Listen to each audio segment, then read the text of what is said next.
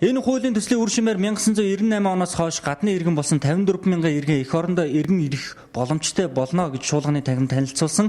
Түүнчлэн цаашид амьдралын шаардлагаар гадаадд амьдрахаар болж буй иргэд иргэншлээс татгалзах албагүй болно гэж тайлбарлана. За энэ л хуулийн гол амин судас. Гэвч хуулийн зорилго нь өөрсдийн иргэдтэй бус гадны иргэдэд боломж олгосон. За Монгол улсад гадны иргэд их хэмжээгээр орж ирэх хэрэгцээг Монголын төр бий болгох нэ гэж зарим гишүүд болон иргэний нийгмийн байгууллагууд эсэргүүцэж байгаа.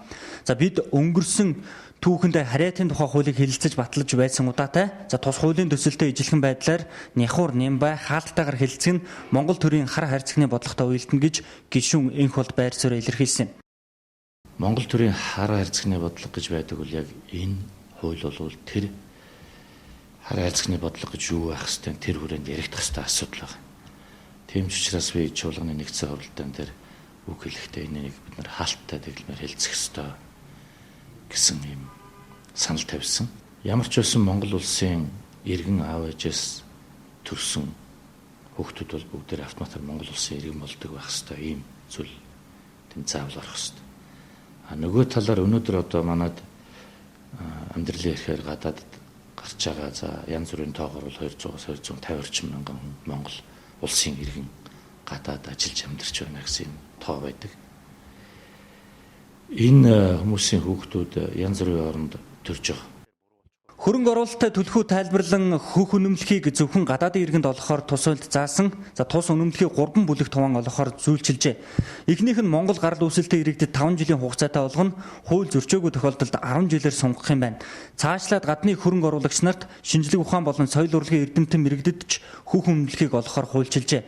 За яг энэ 3 заалтанд зарим их сурвалжуудыг онцолж байгаачлан гадны иргэд Монголд их хэмжээгээр орж ирэх хүнслэл гэж тайлбарлаж байна. За олон улсад хүлээн зөвшөөрөгдөн мөрдөгддөг хөх үнэмлэхээс бид татгалзах утгагүй.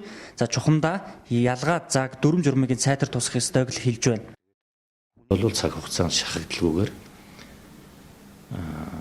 хуцтаасаа ярьж байгаад шийдэх ёстой асуудал гэсэн юм л байр суурьтай. Хөрөнгө оруулалтын тоо хэмжээний жиж асуудал ямар тохиолдолд улс орноор хязгаарлаж орно эсвэл нийтдээ тийм хөх үнэмлэхтэй боллоо гэж утгад нийт тэрийг дагаж ямар хэмжээний хөрөнгө хичнээн хэмжээний хүн олгож болох уу гэдэг ийм тоо хязгаарын тогтоож болно.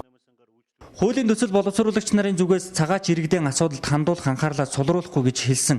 За гадаад иргэд Монгол улсын харьяат хүн амын 0.5%, үүний тэг зууны 17% нь нэг улсын иргэн байх хязгаарыг баримтлана гэж онцолж байгаа билээ.